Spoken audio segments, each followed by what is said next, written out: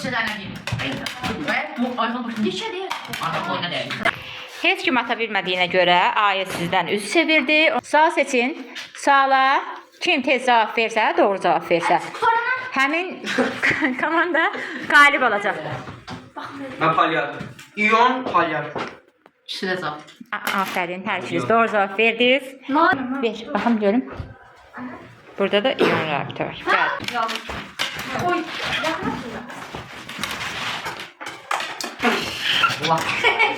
Bir dəfə şansınız qaldı. Hə. Gül pala. Bəli, aferin.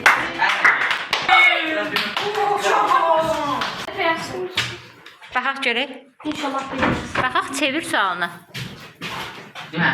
S2. Ama sattı. Demem ya. Bəli, aferin.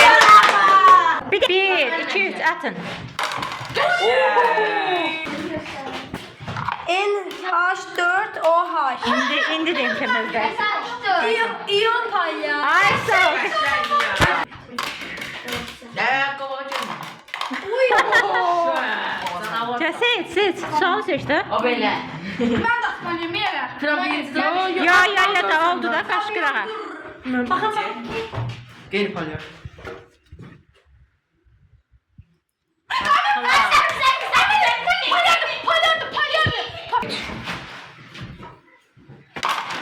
Sen görək. biraz yaxın elə. Bak. Ama bir pedi kovacak. İndi də ata bilməsəz də ikiniz də sual seçirsiniz. Hə, oldu. Nədir? Palyar. Aferin. Hem de uzaktan durun. Uzaqdan dur. Cavab. Ay insana. Ay bir. Hə. Görək ki, suala cavab ver. Çok korkunç neyse. Atamıyorum. Nənəsin ya. Beraberleştinler. Palyar. Aferin. Peki. Ay. Sabır. Ya geçe bir sana üstüne. Yok hayır bilmiyorum. Ayxandan sonra Ülvi. Ülvi. At veremedim. Ben İyon Palyar. Aferin. Koş.